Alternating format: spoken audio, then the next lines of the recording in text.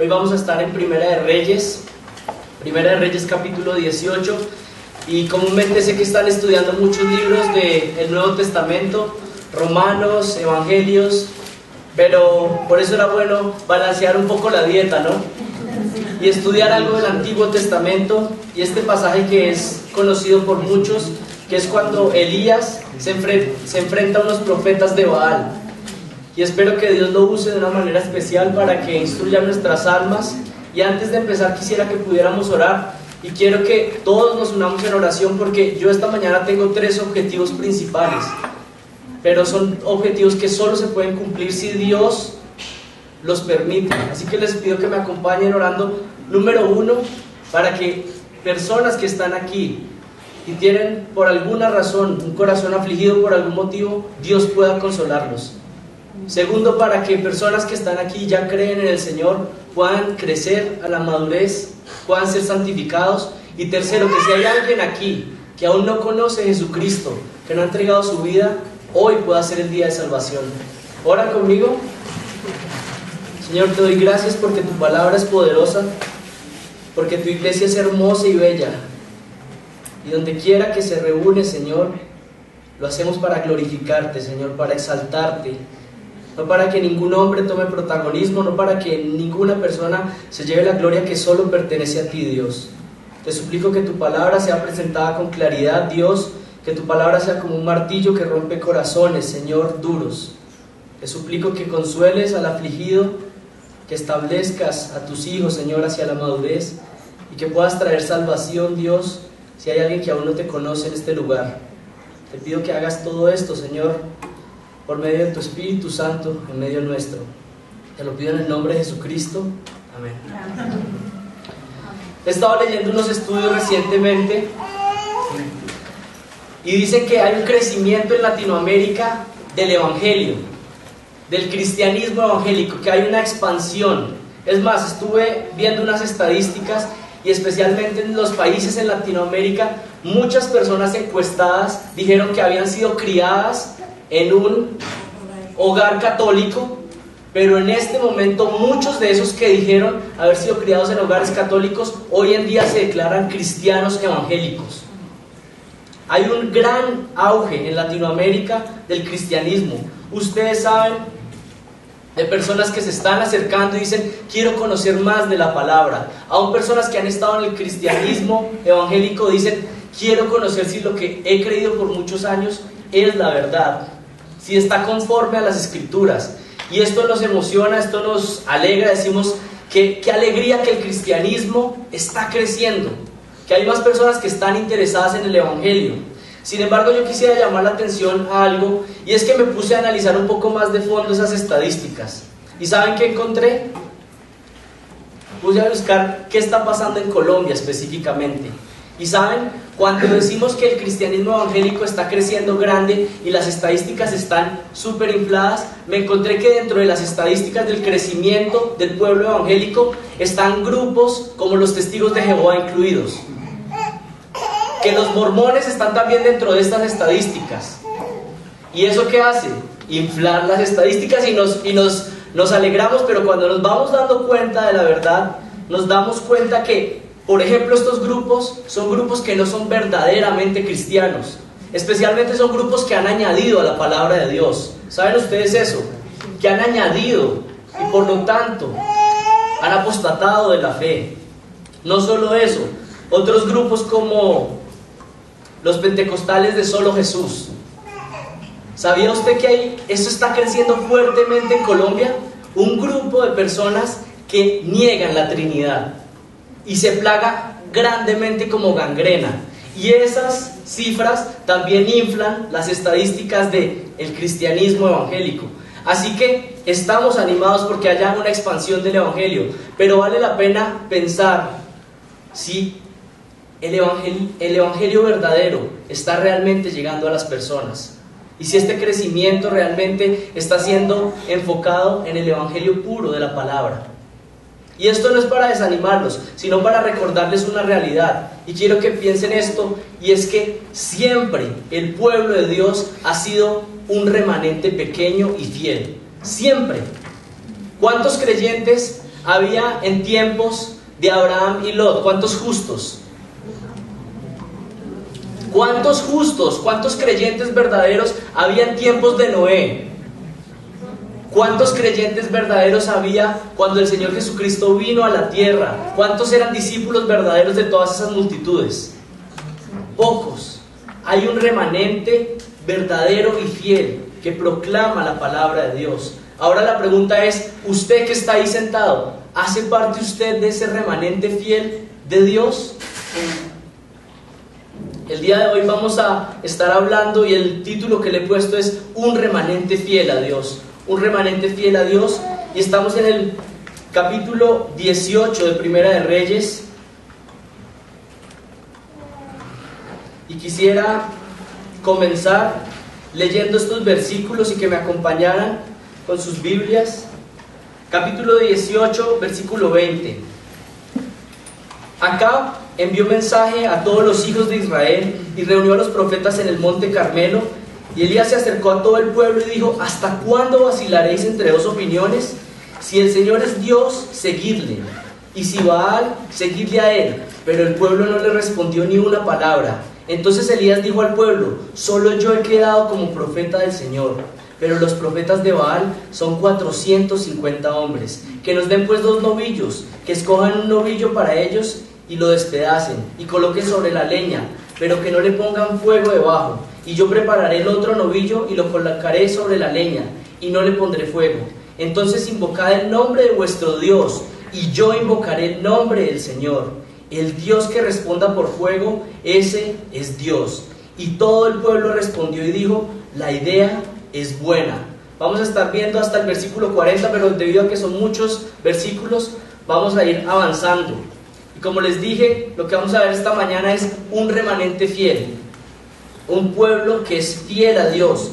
Y en estos versículos vamos a ver 3 marcas de ese pueblo que es fiel al Señor, de ese pueblo que permanece fiel aun cuando las multitudes incrédulas están por todos lados. Hay un remanente que es fiel. Y estas 3 marcas o estas 3 características son: número 1, un remanente fiel guía a un pueblo inestable. Número 2, un remanente fiel enfrenta a los falsos. Y número 3, un remanente fiel confía en el poder de Dios. Son 3 puntos fáciles, básicos de seguir, y vamos a verlos. Vayan allá al versículo 1, al versículo 20, dice: Acab envió mensaje a todos los hijos de Israel y reunió a los profetas en el monte Carmelo. Elías se acercó a todo el pueblo y dijo: ¿hasta cuándo vacilaréis entre 2 opiniones? Si el Señor es Dios, seguidle, y si Baal, seguidle a él. Pero el pueblo no le respondió ni una palabra. Creo que ustedes, algunos, conocen el contexto, y estamos después del pueblo dividido, después de que Israel se había dividido al norte y al sur, y aquí estamos bajo el reinado de uno de los peores reyes de todas las épocas. ¿Cuál era su nombre? Acab. ¿Quién era este Acab? Un hombre malvado y terrible. Cuando se quiere comparar con alguien malvado en la Biblia, se habla de Acab. Pero quisiera preguntarles: ¿qué puede tener usted peor que un hombre malo y con mucho poder? ¿Qué hay peor que eso? Un hombre malo con mucho poder. ¿Hay algo peor que eso? Sí, hay algo peor. Un hombre malo con mucho poder que se casa con una mujer muy mala con mucho poder. Ese es el caso de Acab. ¿Con quién se casó? Con Jezabel. Entonces tenemos que el combo completo. Acab casado con Jezabel. ¿Quién es Jezabel? Una mujer que añade al pecado de Israel. Si ustedes saben, luego de la división del reino, ¿qué hicieron los del norte?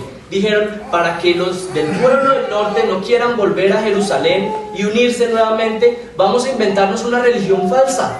Vamos a inventarnos una religión que sea parecida, pero que sea falsa, y que ahora se adore en el norte y nunca vuelvan a bajar a Jerusalén, que no haya necesidad de eso. Entonces estamos en un contexto de un pueblo con una religión mezclada. Y esto es muy similar a lo que pasa hoy en día con el cristianismo en muchas partes, que es una mezcla entre cosas verdaderas con mucha mentira. Pero acá le sumó un detalle más. Jezabel trajo ahora ¿qué? La adoración a Baal, a los Baales. Y ahora el pueblo de Israel no solo tenía una religión falsa, sino que estaban adorando a ídolos inexistentes y falsos, olvidando al Dios verdadero. Noten lo que dice el versículo 20.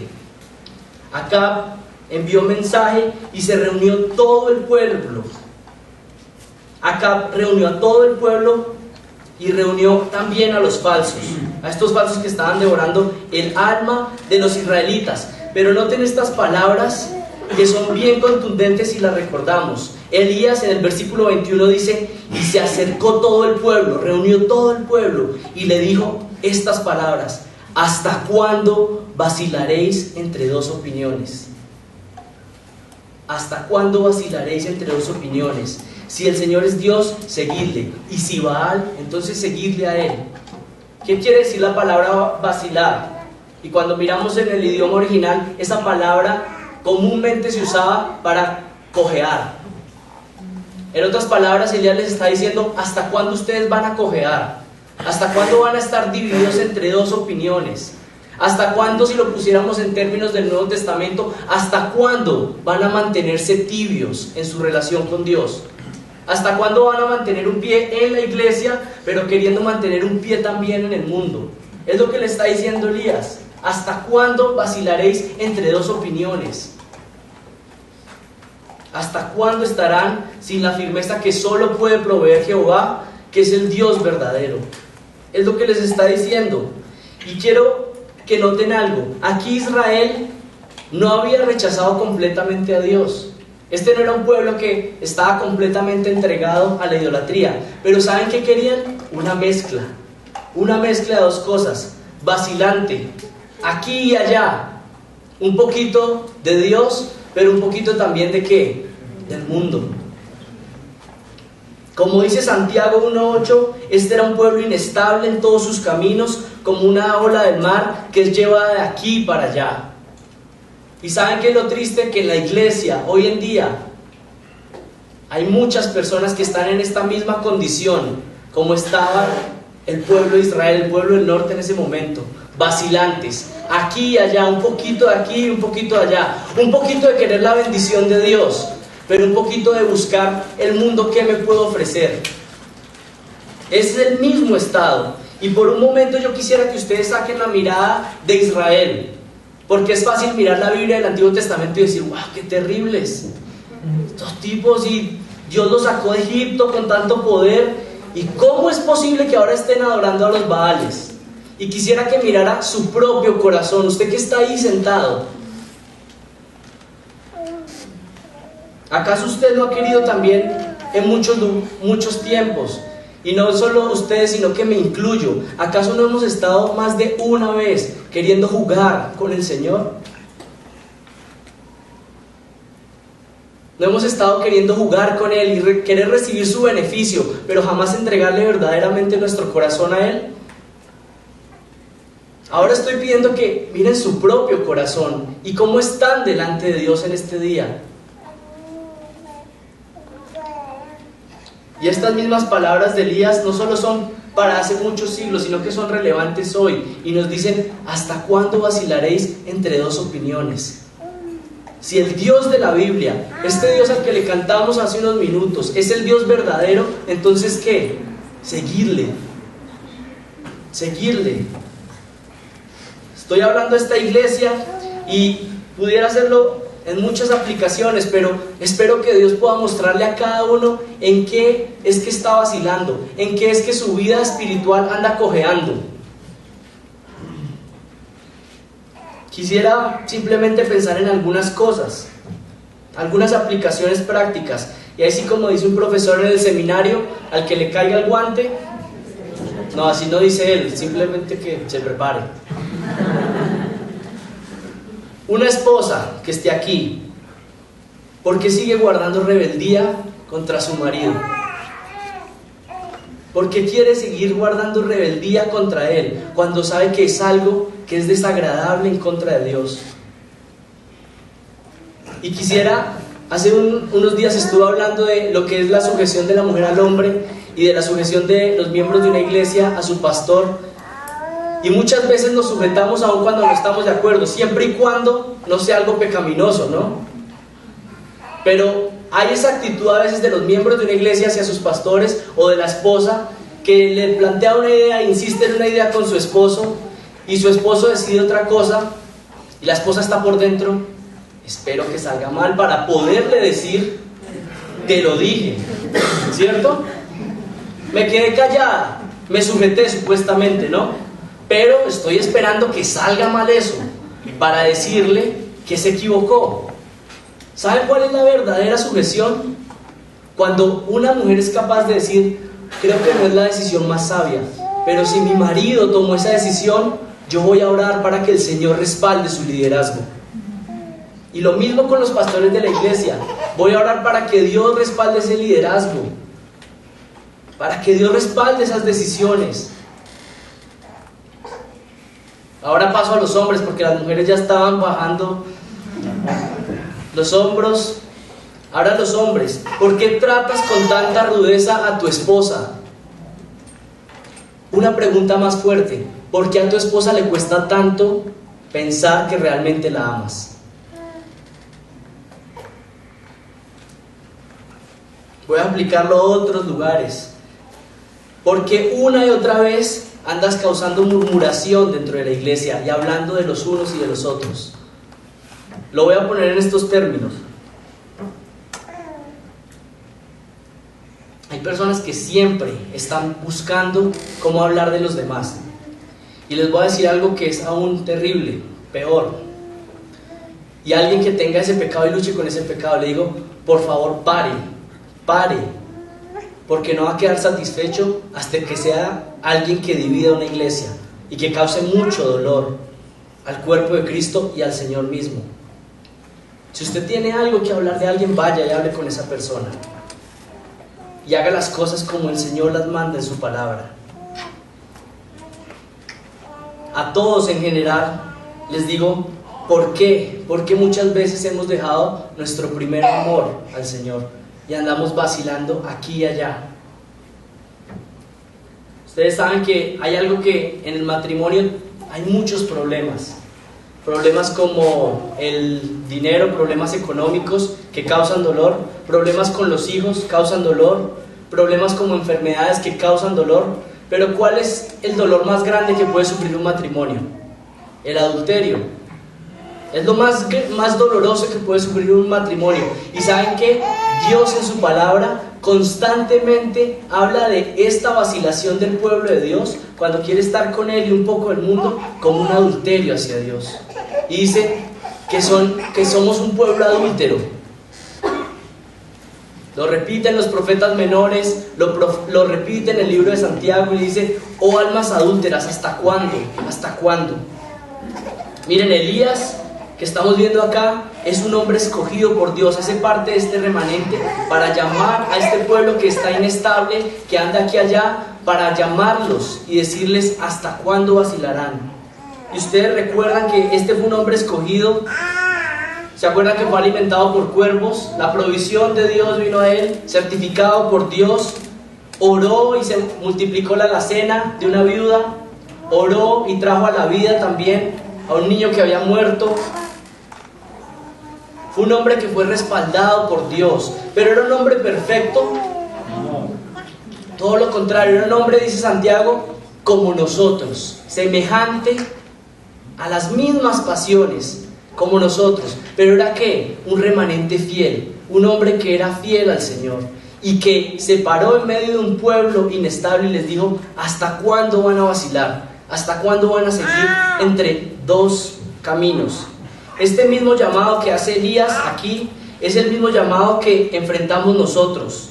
Y quisiera que pensaran que ustedes, cada uno de ustedes, puede ser ese pequeño remanente fiel que hay en cada una de sus familias, que no creen y que están obligados. Si ustedes hacen parte del remanente fiel a Dios, están obligados a no dejar de persistir en compartir el evangelio, en hablarles, en decirles que dejen de vacilar. Seguramente la mayoría de sus familias dice que creen en Dios, pero con sus actos demuestran que no creen en Él. Así que ustedes están llamados a pedirle la sabiduría a Dios para que diga: ¿cómo puedo hablarle a este hermano, a esta hermana que están perdidos?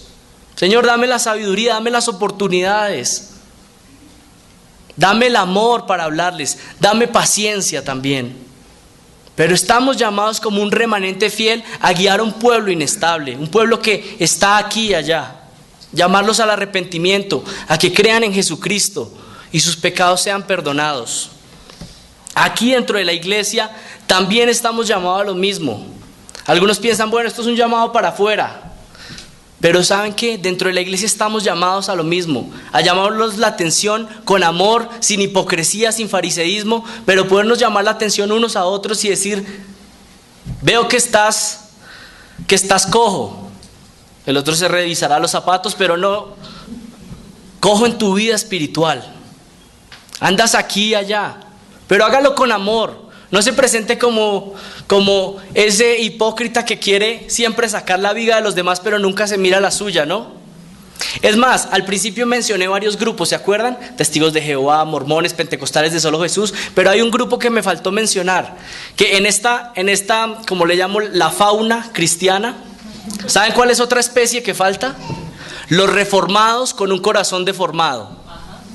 ¿Saben cuál es esa especie? Es una especie... Estoy hablando en metáfora, ¿no? Para que... Es un tipo de persona que le encanta la sana doctrina, pero no le gusta ser confrontado en su propio pecado. No quiere ser transformado. Son esos reformados con corazón deformado. Estamos llamados entre nosotros a exhortarnos y a seguir todos fielmente al Señor.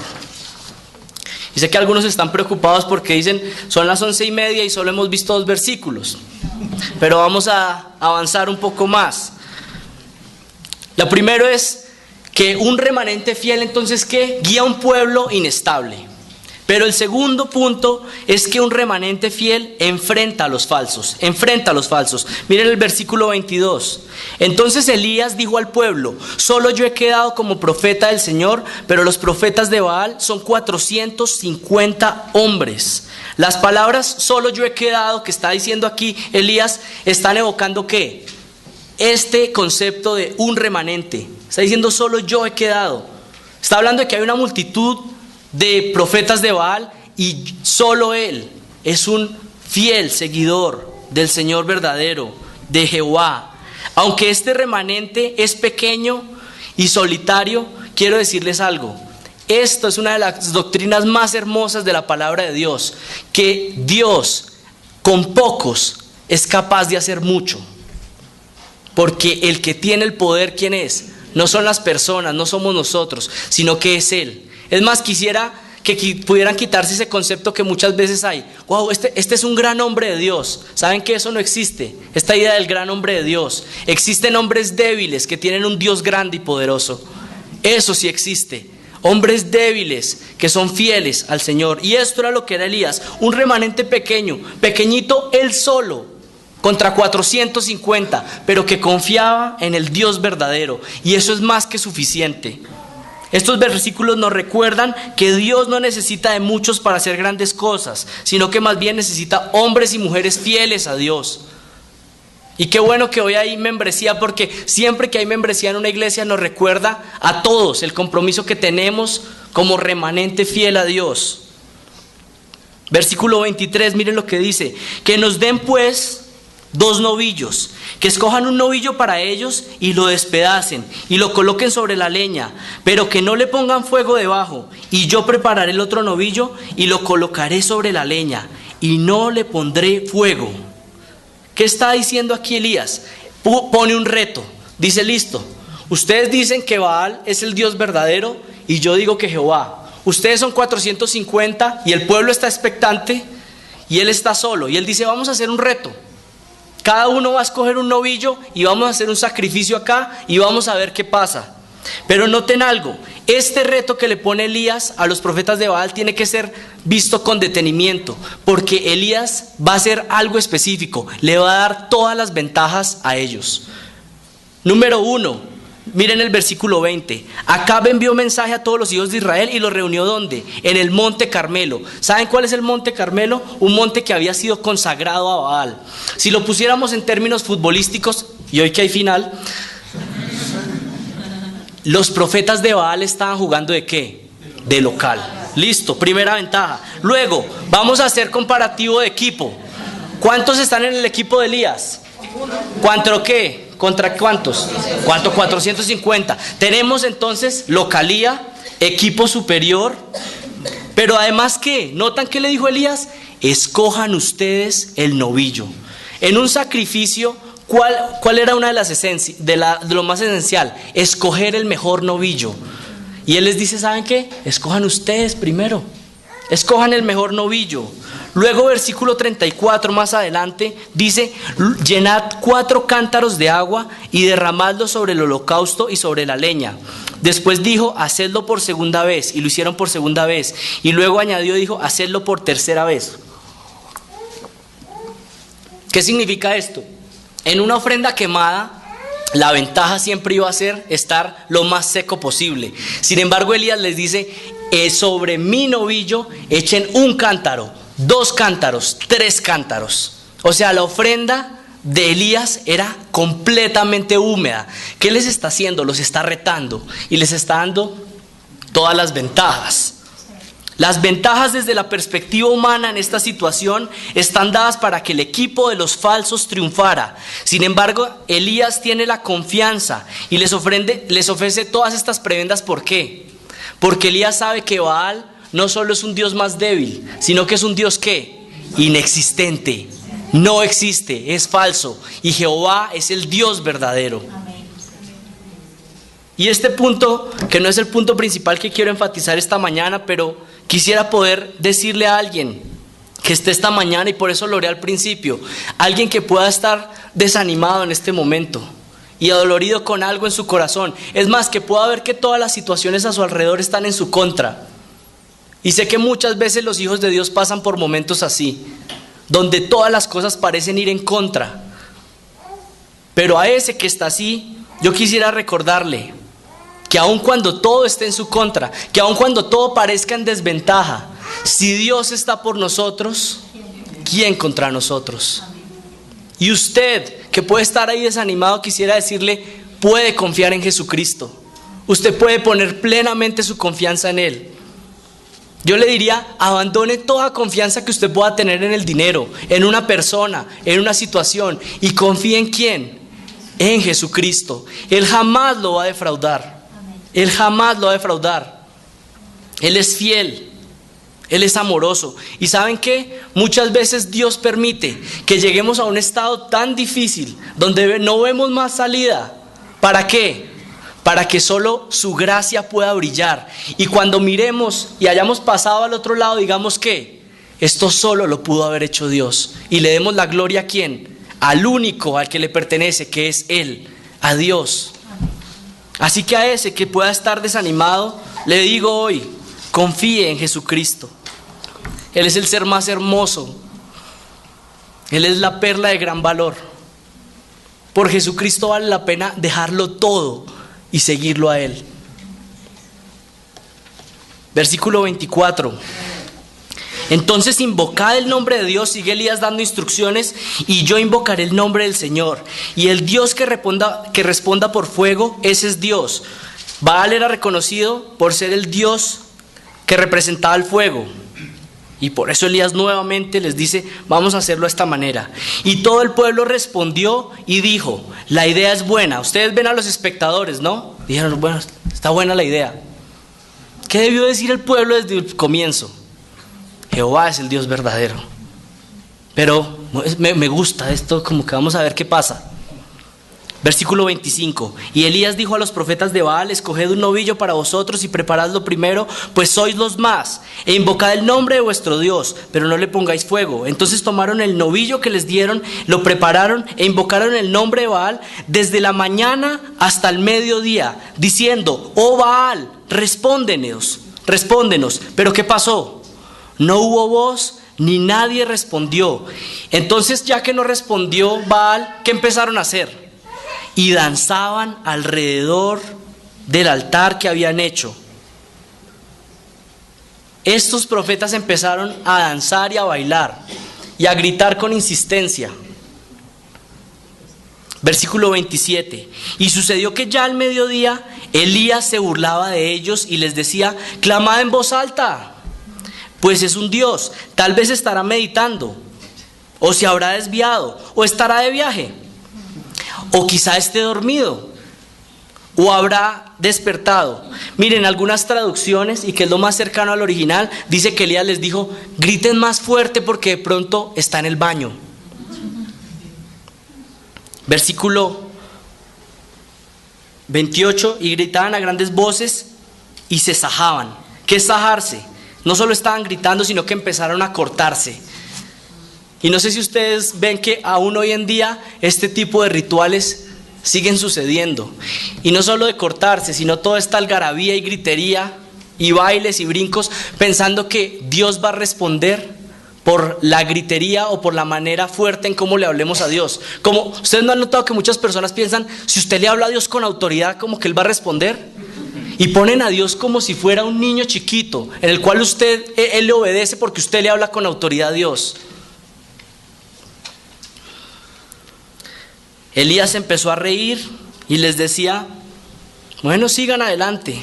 Versículo 29, y sucedió que pasando el mediodía se pusieron a gritar frenéticamente. Esto fue en aumento, empezaron a gritar frenéticamente hasta la hora de ofrecer el sacrificio de la tarde, pero no hubo voz, ni nadie respondió, ni nadie hizo caso. ¿Estaba fundamentada la risa y la burla de Elías? ¿Sí? ¿Ustedes se hubieran reído? Bueno, no sabemos.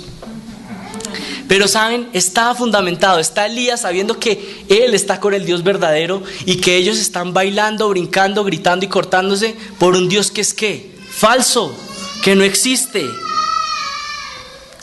Estaba fundamentado, porque esta era una escena deplorable y Elías simplemente se ríe de ellos y dice: nosotros en este momento, y ustedes que están aquí, es un privilegio, porque somos un pueblo que tenemos la verdad de Dios en nuestras manos.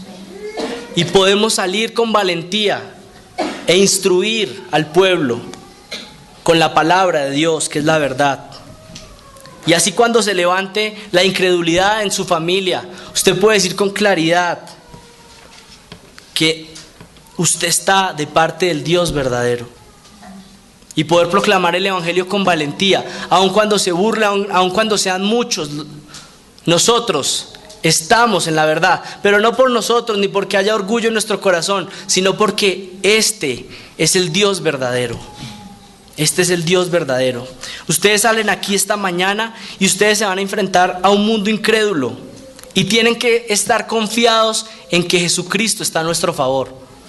Si no proclamamos el evangelio confiados en que Jesucristo está con nosotros, va a ser ineficaz nuestro evangelismo, aún nuestra vida cristiana. Necesitamos de Él para poder vivir como Él quiere. Estamos en un mundo que quiere pensar, y este país especialmente es doloroso, pero Colombia es uno de los países donde algo llega, y no sé si se han dado cuenta que las cosas llegan aquí y se plagan rápido. Lo malo, por supuesto.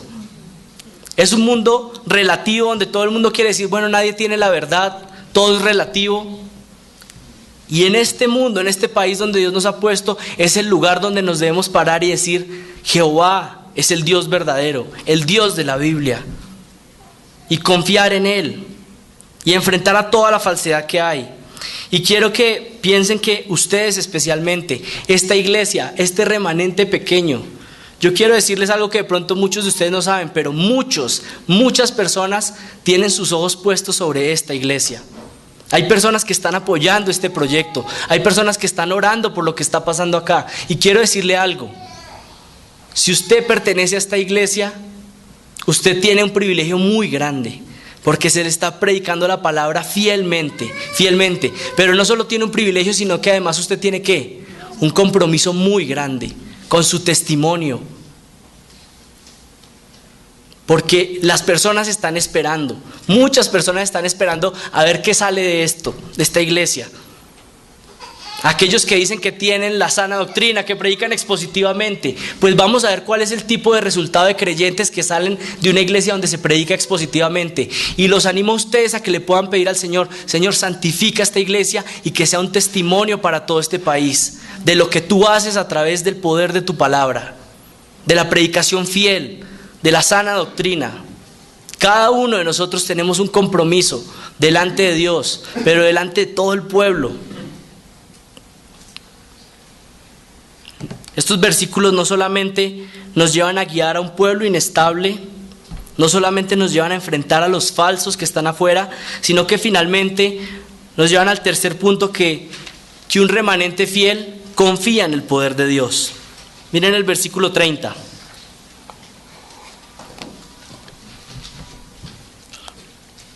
Entonces Elías dijo a todo el pueblo: acercaos a mí. Y todo el pueblo se acercó y arregló el altar de Jehová que estaba arruinado. Versículo 31. Y tomando Elías las 12 piedras, conforme al número de las tribus de los hijos de Jacob, los cuales había sido dada para Jehová, diciendo: Israel será tu nombre. Y aquí Elías hace dos acciones bien especiales. Número 1, restablece el altar a Jehová. Pero miren que hace algo bien especial. ¿Toma cuántas piedras? 12 piedras. Y saben que les está dando un mensaje muy claro. Esta división que hay entre el reino del norte y el reino del sur es algo que no pertenece a la voluntad de Dios. Y les está dando un mensaje bien claro. Es un llamado a que se establezca el reino como Dios lo había establecido. Era un llamado a la restauración de la verdadera nación de Israel, a la religión verdadera. Y con hacer el altar le estaba diciendo: hay una sola adoración verdadera y ustedes la han abandonado. Versículo 32. Y edificó con las piedras un altar en el nombre de Jehová, y después hizo una zanja alrededor del altar en que cupieran 2 medidas de grano. Versículo 33. Preparó luego la leña y cortó el buey en pedazos y lo puso sobre la leña. Versículo 34, ya lo leímos, pero volvámoslo a leer. Dice: llenando 4 cántaros de agua y derramadla sobre el holocausto y sobre la leña. Y dijo: hacedlo otra vez, y lo hicieron. Y dijo aún: hacedlo por tercera vez, y lo hicieron la tercera vez. De manera que el agua corría alrededor del altar, y también se había llenado de agua la zanja. Versículo 36. Cuando llegó la hora de ofrecerse el holocausto, se acercó el profeta Elías y dijo: Jehová, Dios de Abraham, de Isaac y de Israel. Y luego dice: sea hoy manifiesto que tú eres Dios sobre Israel. Y pónganse ahí en la escena, con todo el sacrificio. Y Elías ya no va a bailar, no va a brincar, no va a hacer lo que hicieron los otros, pero sí va a hacer una oración sentida, con confianza. Claro que podemos orar a Dios, y claro que oramos con confianza porque Él tiene poder. Y miren cómo lo hace: tú eres el Dios de Israel, y que yo soy tu siervo, y que por mandato tuyo he hecho todas estas cosas. Este es un detalle clave. Todo esto que Elías había hecho, ¿qué? No eran ideas creativas de él, lo había recibido por mandato de Dios. Versículo 37. Respóndeme, Jehová, respóndeme, para que conozca este pueblo que tú, oh Jehová, eres Dios, y que tú vuelves a ti el corazón de ellos. Aquí está diciendo Elías: respáldame. ¿No para qué? Para yo ser exaltado y para que digan: ah, Elías era el verdadero. No, ¿para qué? Para que reconozcan que tú eres Dios. Versículo 38. ¿Cómo responde Dios a su remanente fiel? Entonces cayó fuego de Jehová y consumió el holocausto, la leña, las piedras y el polvo, y aún lamió el agua que estaba en la zanja.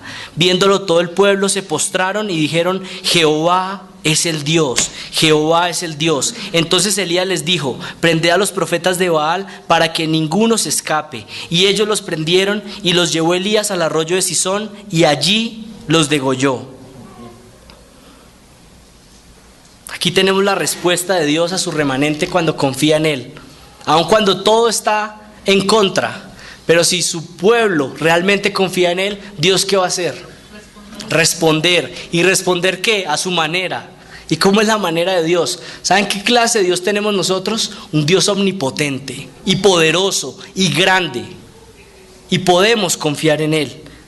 La respuesta a su remanente fiel está ahí. Versículo 38 ya lo leímos, pero quiero que vuelvan a ver y puedan sentir lo que puede sentir el remanente de Dios. Elías ahí solo frente a todos los enemigos. Estar ahí, y en el versículo 38 dice que cayó fuego del Señor y consumió el holocausto. Pero lo mejor de todo es lo que está al final del versículo: el Señor es el Dios, el Señor es el Dios. Esto es lo que termina diciendo el pueblo. Él es el Dios verdadero. Eso es todo lo que hacemos. Todo lo hacemos para que las personas puedan llegar finalmente a esta conclusión. Todo lo que usted haga en su familia, en su hogar, el testimonio, la predicación que usted haga, es para que finalmente su familia pueda decir que este es el Dios verdadero, y a Él sigo, en Él creo y en Él confío. ¿No son estas las palabras más hermosas que usted podría escuchar de un hermano que no cree? De un primo, de su mamá, de su papá, que finalmente diga: entiendo, este es el Dios verdadero y le voy a entregar mi vida. ¿No sería lo más hermoso? ¿No cambiaría usted eso por plata, por dinero, por todo lo que fuera, que su familia fuera salva? Amén. Pues tenemos un Dios poderoso que es capaz de hacerlo, pero vamos a hacerlo a su manera, confiando en Él. Ese debe ser nuestro único objetivo, que el pueblo reconozca que Dios, que Jesucristo es el Señor. Imagínense el privilegio de escuchar esas palabras. Y finalmente pasa algo en el versículo 39. Cuando todo el pueblo lo vio, se postraron sobre su rostro y dijeron: el Señor es Dios, el Señor es Dios. Versículo 40. Entonces Elías les dijo: prended a los profetas de Baal y que no se escape ninguno de ellos. Los prendieron y Elías los hizo bajar al torrente de Cisón y allí los degolló. Y esta es la parte que algunos dicen: bueno, está bien, vamos a confrontar a los falsos, vamos a guiar un pueblo inestable y vamos a confiar en Dios, pero esta parte, ¿cómo me la aplica? ¿Estuvo mal lo que Elías hizo de degollar a los profetas? Deuteronomio 13, y no lo busquen, se los voy a leer. Cuando se levante en medio de ti profeta o soñador de sueños, y te anunciare señal o prodigios, y se cumpliere señal o prodigio que él te anunció diciendo: vamos en pos de dioses ajenos que no conociste y sirvámosles. Miren lo que dice: no le darás oído a sus palabras, ni a tal soñador de sueños, porque Jehová vuestro Dios os está probando, para saber si amáis a Jehová con todo vuestro corazón y con toda vuestra alma. En pos de Jehová vuestro Dios andaréis y a Él temeréis. Guardaréis sus mandamientos y escucharéis su voz y a Él serviréis. Y miren lo que dice el versículo 5. Tal profeta o soñador de sueños ha de ser muerto, por cuanto aconsejó rebelión contra Jehová vuestro Dios. Y más adelante en el versículo 8 dice: no consentirás con él, ni le prestarás oído, ni tu ojo se compadecerá, ni le tendrás misericordia, ni lo encubrirás, sino que lo matarás. Tu mano se alzará primero sobre él para matarle, y después la mano de todo el pueblo. Esto es bajo el antiguo pacto. Bueno,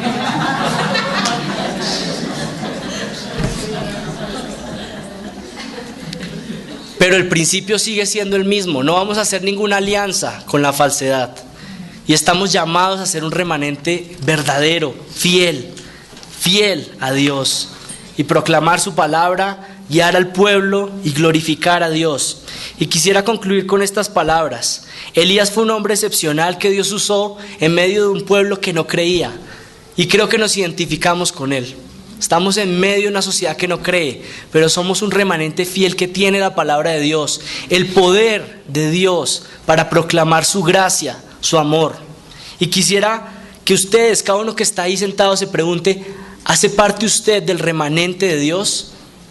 De este pequeño grupo de personas que realmente creen en Él, que ha confesado sus pecados y que confía plenamente en que Jesucristo es el único camino para llegar al Padre. ¿Hace parte usted de este remanente fiel?